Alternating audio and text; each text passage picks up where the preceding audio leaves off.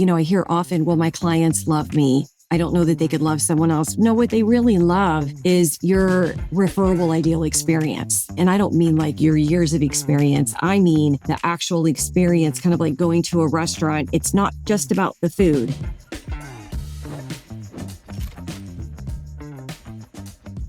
Welcome back to Life at 10 Tenths, where we inspire you to live at the pinnacle of your ability and purpose. Today, we are joined by the amazing Gretchen Adams. I've got Matt Benelli here as always. And Gretchen is somebody that I have an incredible background with. I have worked with Gretchen over the years. She's an amazing influence in my life, amazing energy in my life. And Gretchen has created a company called Taking the Lead Today. You can find her there. And you're going to get to know all about her journey here. But the number one reason that we have Gretchen on today is she specializes in transitions. It's something that we have talked about over the years. And when we say transitions, we talk about this transitions today as when you are ready to leave the business, when you know somebody who's ready to change and step away from the business, what do you do with that business at that moment in time? Do you just let it go off into thin air, which we watch so many agents do, where it just all of a sudden it was like amazing and it's gone? And there's this other side of how do you hand it off? How do you make that transition in a way that's going to be amazing for both parties? So Gretchen, good morning. Thank you so much. I'm so happy to have you on. Good morning, and thank you for having me. It's great to see you both. It's been a while. Yeah, it's been a little while. Been a little bit, Gretchen. So good to see you. I'm so excited to talk to you about this. I mean, over the years, we kind of all have kind of talked about this a little bit, but you've developed this incredible specialty with helping people, basically move on into the next phase of their life after selling real estate, which is incredible. And I'm excited to go down like your framework and talk about this because I feel like this is, and a lot of agents just think that one day there's going to be some kind of like magic unicorn that's going to appear and be like, hey, here's how you exit the business. And it doesn't appear like that, does it? It does not, unfortunately. Yeah. So, when we see these, I mean, I have my tools. I've taught my ways of how you set it up, how you build relationships. But for somebody, let's take an agent that's probably, 5 years out. They've got that little voice in the back of their head that's saying, maybe someday here, I'm going to hang this up, turn this off.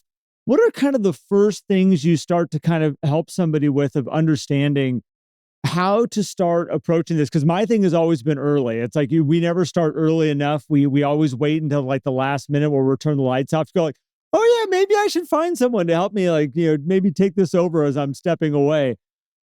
Let's just kind of go down that route. We can start there, Gretchen, of like how early do you think people should be starting to kind of plan for this? I'm going to tell it in a little bit of a story. So probably 2013, I was vice president of a career development department for a large real estate brokerage.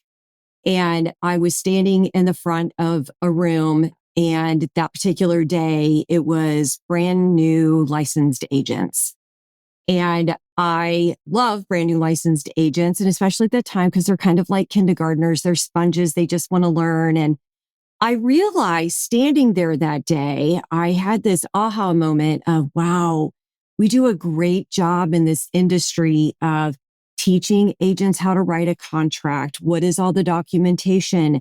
A brokerage's tools, how to have an open house, how can I print a flyer, all of that type of thing. But we don't teach them how to be true entrepreneurs and how to run a business.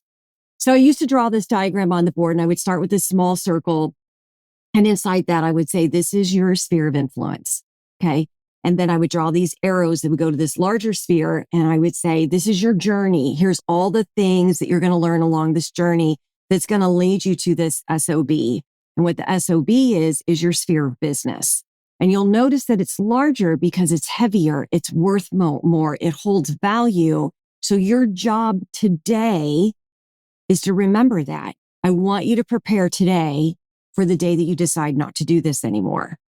So it was preparing them, for that. So yes, the earlier that we can do it, the better. But where the early starts is there's really two stems of what I teach and coach on. And that is we have to develop a standards of practice.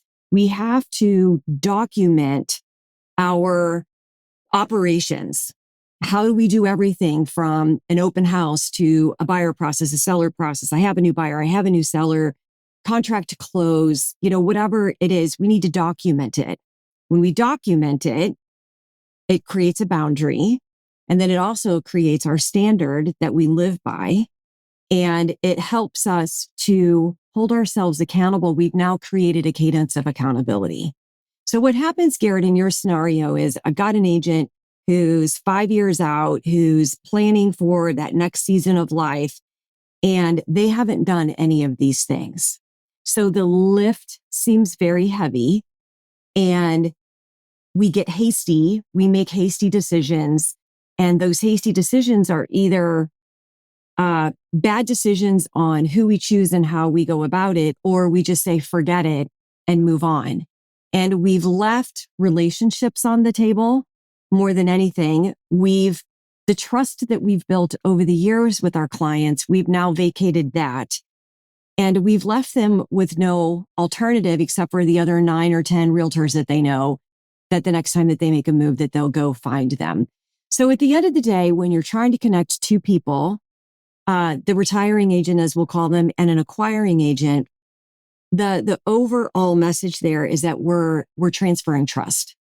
And the greatest way that we can transfer trust is the more that we're prepared, the easier the trust transfer happens. So you've got to, what I have agents do if they're at that 5-year plan is I just walk them through 4 pillars and to help prepare them, to make that move. Let's go right into that with those 4 pillars. I love the sphere of business, by the way. It kind of just changes your mindset about how you look at this business versus, oh, this is my sphere of influence. They're like people who could maybe do business or not do business. Whereas, no, that's my sphere of business. It's like that's where we actually get to build revenue, build net profit, and serve and do all those things. I'm also happy you define sphere of business because my brain got stuck on something else. And I was kind of going, where's Gretchen going with this? So I appreciate you bringing it to sphere of business. So you tease these 4 pillars. Let's go right into that. What is that all about? So the first one is not going to be a shocker to the two of you, but it's, I call it identifying readiness. And it's mindset work. It's working the diagnostics, the who, what, where, when, why, how. I have my clients write a letter to real estate. Just sit down someplace quiet and write a letter to that relationship that you've had with real estate over however many years that you've been in real estate. And, it's always one of those exercises that there might be a little pushback, like, why would I be doing that? And then they show up and they say, okay, wow, thank you for having me do that because I now understand the relationship that I have with real estate. So we have to identify how ready are we, because I'm sure the two of you have experienced this before, but I'll have conversations with an agent that says, Gretchen, I am ready. I mean, by the end of the year, I'm out. I'm ready to go. This is my plans in the future. I'm going to travel. I'm going to go stick my feet in the sand. And then there'll be a pause. And internally I say, wait for it. Because then they follow up by saying, but I still want to take care of my friends and my family. So I call them the toe dippers. We want to get out, but we kind of want to just keep our toe a little bit dipped in there. And so usually the toe dippers are because they've not properly planned. So we need to identify that readiness. Do you find the toe dipper is actually, I would say, could be a problem because there's not a commitment to one path or the other? It's Yes. It feels good because we're going to turn this all over, but I would think from the consumer side, it's really confusing. I could see that I talk to consumers all day long where you'll hear them say, oh yeah, I've worked with so-and-so in the past, but I'm not even sure if they're in the business anymore. I'm not quite sure. I see them traveling a lot, but I don't really see them doing real estate every single day. And I would think that non-committal toe dipper mentality could actually be really detrimental for what you're trying to achieve. Oh, 100%. It absolutely does. So what I try to do is just slow it down during that time and find out why do we still want to be a toe dipper? Are we really just not ready?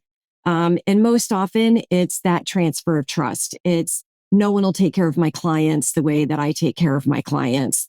They're used to my marketing. They're used to the way that I do business. So that's why it's really important for that acquiring agent.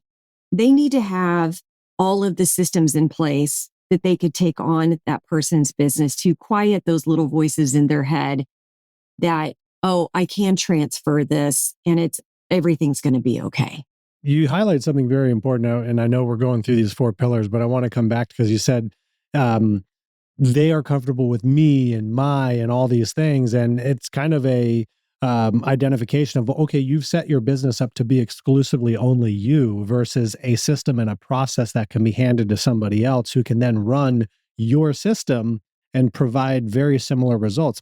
Okay, they don't get the personality, and so really, before you even, so part of this identifying the readiness is also looking at your business saying, is it even set up as a business or is it set up as a high paying job is the way I usually look at it. It's like, because real estate agents for the most part are a high paying job, right? I mean, we make decent money. I mean, well, on average, I guess it's maybe not, you can go argue that as much as you want, I guess, for the audience, but you're doing a job, you perform well, and you are kind of the center of it. So what are kind of your tips in this readiness phase of helping an agent kind of prepare the business to be a business versus it being just the personality? Again, it kind of goes back to that little bit of systematic stuff. How do I have my business truly set up? Do I just fly by the seat of my pants? Is my database, on sticky notes all over my desk? How well documented do I have the relationships, and how do I rank those relationships? Because quite honestly, a database everyone in that database holds value. They all hold a different value. And then you've got to come up with a plan, which is later in the 4 pillars, but you have to come up with a plan based on those different relationships on how the introductions will be made. And really, Matt, probably a practice in delegating is really important, because sometimes we as entrepreneurs struggle with delegating anything. I can't give that to, someone because they're not going to do it the same way that I do it. I mean, it could be their paperwork. It could be a flyer. So I really try to get entrepreneurs, real estate agents early on, what could you delegate today? And let's go through a delegating exercise so that we can help prepare you for the future. Because today, we are talking about that next season of life, but there's also a lot to be said in all of this work for taking a 10-day vacation.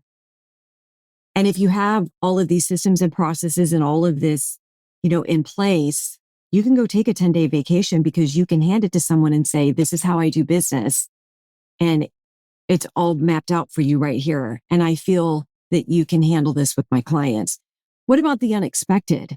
What about those times that, maybe you have a health issue or you've got a family member that something happens and you've got to take a month, 2 months, 3 months off? Well, if you don't have your business set up as a business, it makes it really hard to do that. And 3 months later, you're coming back and you kind of got to, start over. So it's not just for the end of our season, it's really for our entire season. So I think the number one thing there is, what can I do today to start documenting the way that I run my business? So Gretchen, you bring up a really interesting point there, because we watch people that work themselves to death. They're 24 hours a day, and you're right. They get in this place, if I can't hand this off because it's not going to be done the way that I want it to be done. And the biggest challenge with that is and I love that you said this isn't just about the end of the business thing that we're looking at. Like, if you want freedom around your business, if you want that ability to walk away and enjoy the time doing the things that you love, all these things need to be put in place anyway. Like, so as you're building all this out, it's going to give you a ton of freedom through your business, as well as when that time comes that you want to be able to hand it off. There's lots of reasons to get control of this. The other thing that I really like that you said that I would like just to maybe unpack a little bit more is these different levels of people in your database, because not everybody is the same. And I see this a lot where, an agent will say, okay, I'm going to hand you over my book of business or my database. And they put that in somebody's hands and be like, there you go. Okay, go have fun with it and send me a percentage of anything you close out of there. Like, good luck. And a lot of times nothing happens with that. It's just done and dead. Well, if you have them ranked, if you understand the hierarchy of that group, there's some in there that probably need an email that just says, hey, I'm making a transition out of the business, and this has been amazing being able to help you with the real estate of the past. But then there's also the ones in there that's like, I need to have you over to my house to dinner with this person because I need to make sure that you understand how valuable and how important they are to me. And I need to make sure that they trust you so that as we go forward, you can take care of them the way that I've been taking care of them and they know that you're going to. And am I hearing you correct? Like there's Yes. different ways we have to make the handoff?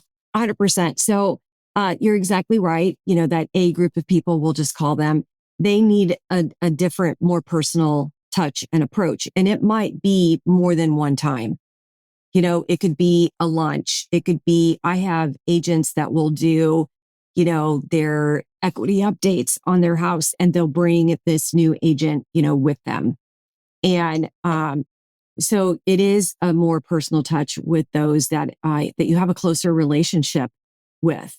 And they do get all of the other things, the letters, the postcards, and things like that. But yeah, you have to have a more personal touch. I'm not as big of a fan of the event style, have an event and have this person that's taking over your business there and meeting and greeting people.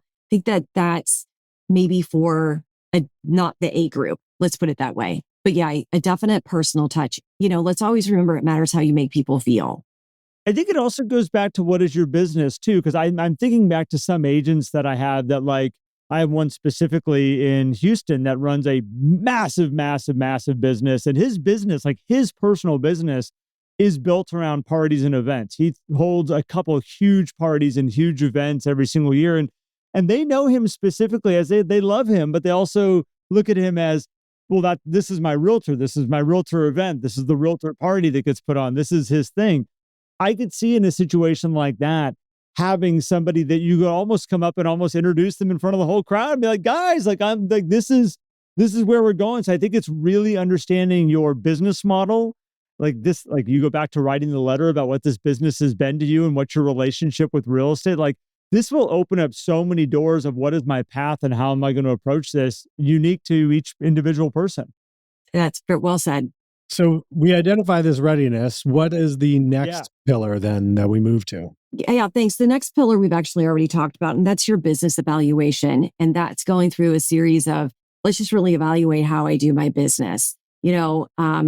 Realtors are notorious for they carry everything around in our heads, and we don't need that. I swear they think they got an extra gene at birth that they get to carry it around until it's too heavy and their head falls over and, they can't do it anymore. So we got to write it down. It's the stuff we don't like to do, but if we start early, but we need to really dive in and evaluate how many people do I have in my database? What are the relationships that I have there? What are all of the systems that I use? Everything from, email system to CRM to transaction management to just everything that you do, you've got to do some evaluating there. So that sometimes can be the obstacle.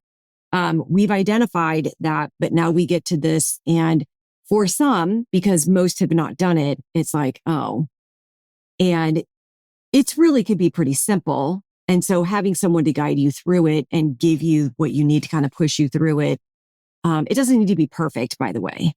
So that's the second is business evaluation. And when you evaluate that business and you understand and you have it documented, you're also not just handing this to somebody else, you also want it to fit into their business. Agreed. Right? By the way, the visualization of somebody's head falling over is got me cracking up inside. I'm just like, we all know that realtor. When you coach enough people, you know that realtor when it's happened. You're like, now I'm going to be like, oh, your head just fell off. Yeah, I know what's going on. It really is everybody. And I want to highlight this too, because this is me as well, right? Like this is me as an entrepreneur. Whenever we do things that we're like, hey, I don't need to take it out of my head because I run that thing. And I will say in one of my other businesses, I've been writing standard of practices and SOPs and screen recordings.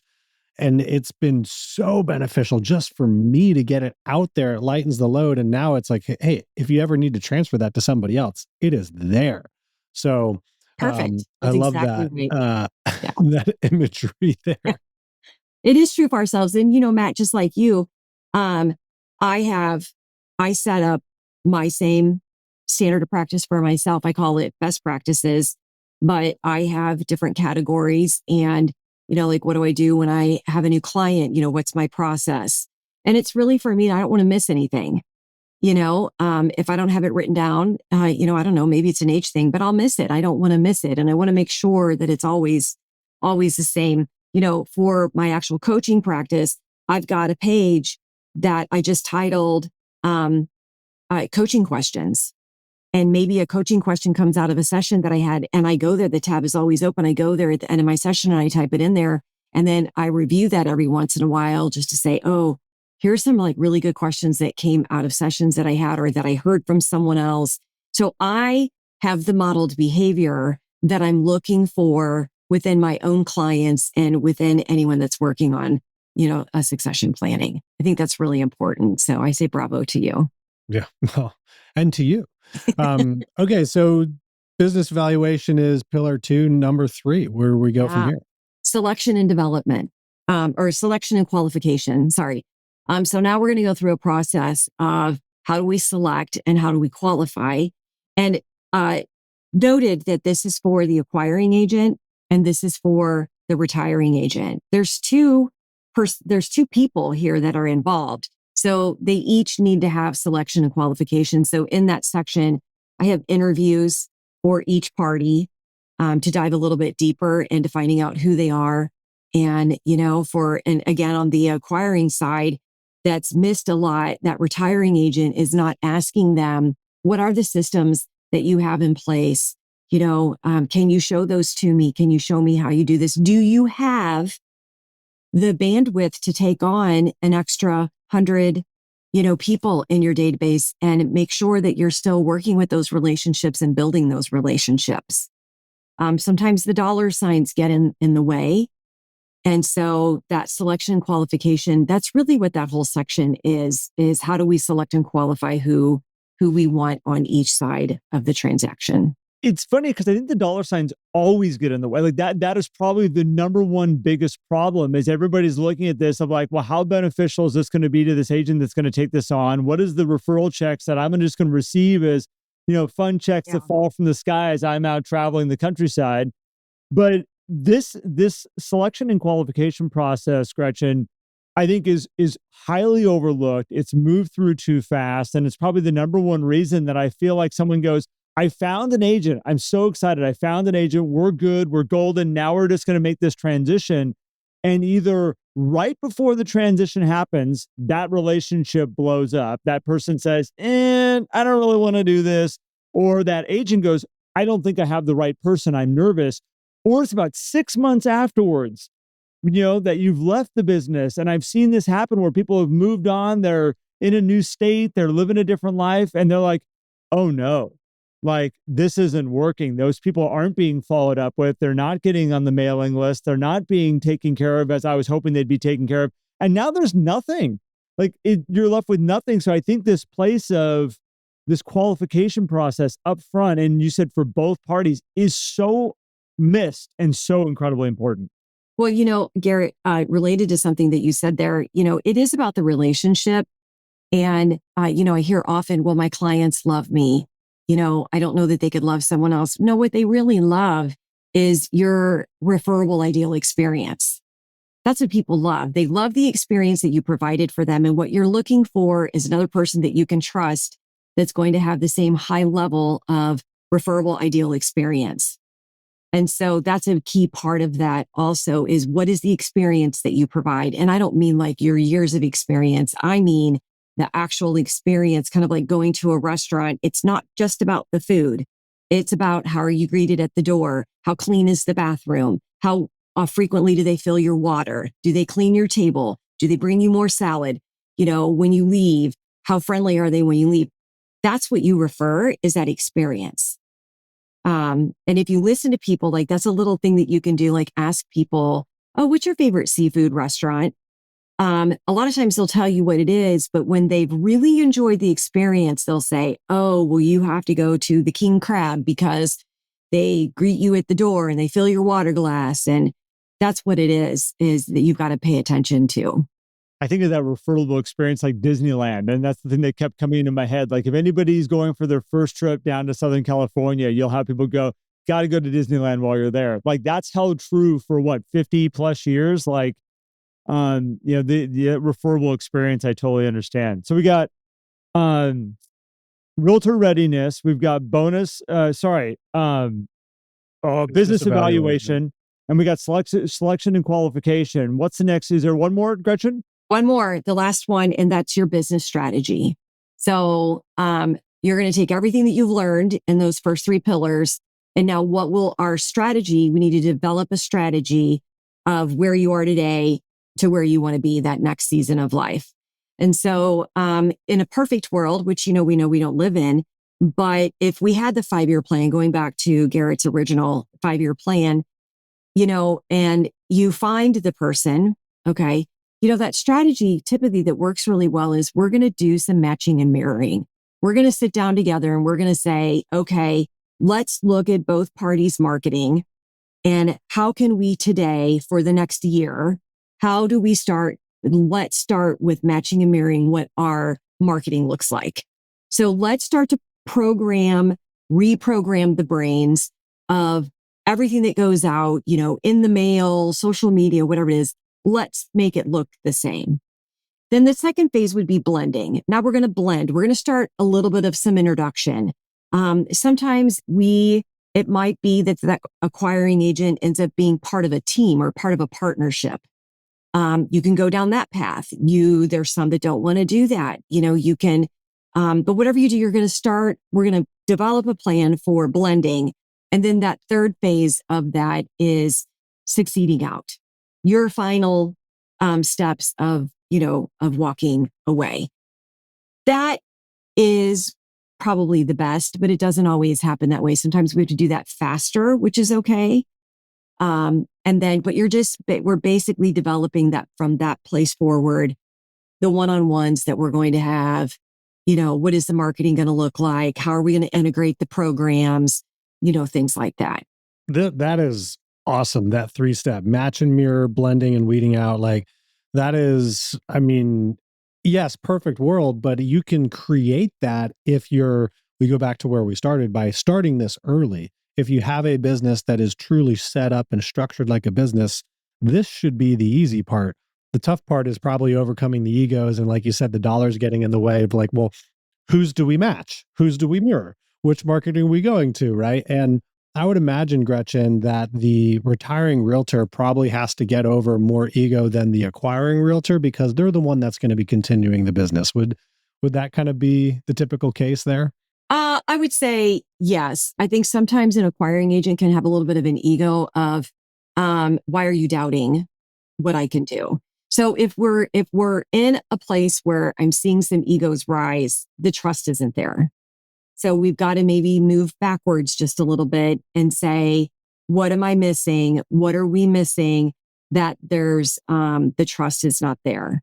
And again, it kind of goes back to with a retiring agent, a lot of times is they've not done a lot of delegating over the years. They haven't taken the multiple vacations and allowed someone to take over their business for them. So I'm on a mission to help people with that first part, that creating your standards of practice.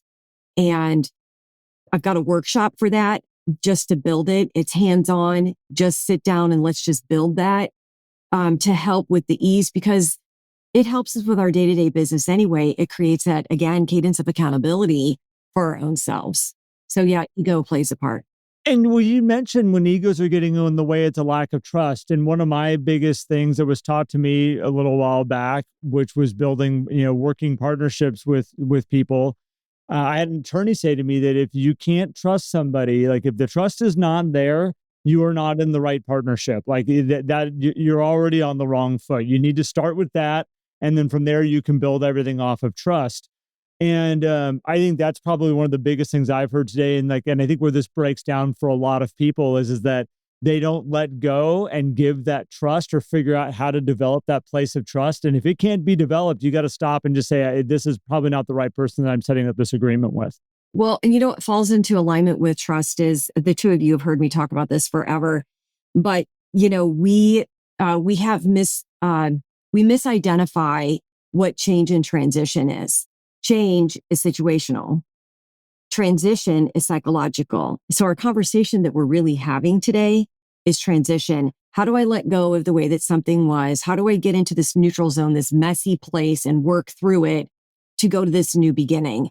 So we, I have to look a lot at that. That's why we start with identifying readiness, because the mindset piece of it, this is more of a psychological phase that we go through than it is the change, the situation. It's working through the mindset of letting go of something and releasing something and trusting someone else to take on how I've probably identified my own self with. And it's been my way of life forever. So it's the psychological piece, honestly, that within the 4 pillars that we work with the most. This is awesome. This is an incredible framework, Gretchen. I know that we have a hard stop coming up here. I love all this. If people want to learn more about these programs and get in contact with you, what's the best way for them to do that? So, one, I'd like to say you go to my website, takingtheleadtoday.com, and in the succession planning tab, if you go there, there's 2 free things that you can go download, 2 free downloads there. One is for an acquiring agent and one is for a retiring agent. And it kind of takes everything that we talked about today in simplicity. And I walk you through a series of questions using the diagnostics to just kind of get you started. So those are free. Go there, download those. Super simple.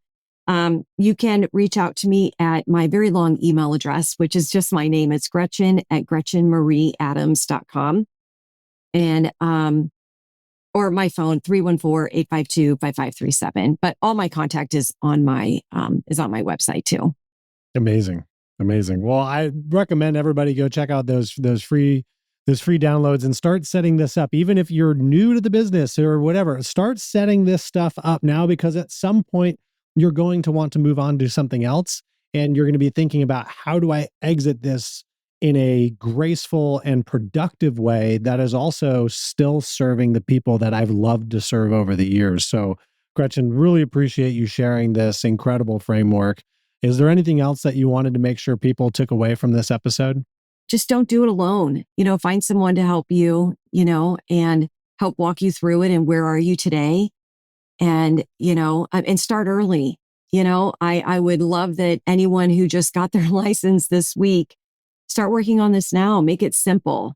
Don't wait for the heavy lift, when you need it, and do think about the things that you go through. I want to go on vacation. What about the unknowns that could potentially happen to me? How can I be prepared for those and not have a break in my business? Gretchen, thank you. Thank you. Thank you guys for having me on. It was great to see you, spend some time with you. Yeah, it was great to see you too, Garrett. Thank you, man, as well. Always a pleasure doing this. And for everybody listening, if you guys want to learn more about what Garrett and I are doing, just head over to lifeat10tenths.com. You can join our foundational coaching program there called the 11 Circle and learn all about it there. Check it out. And obviously stay tuned, because we have more great episodes coming at you. Gretchen, thanks again so much for joining us. And everybody, thanks for tuning in. We'll catch you on the next one. Thanks, everyone. You're welcome. Thank you. Bye.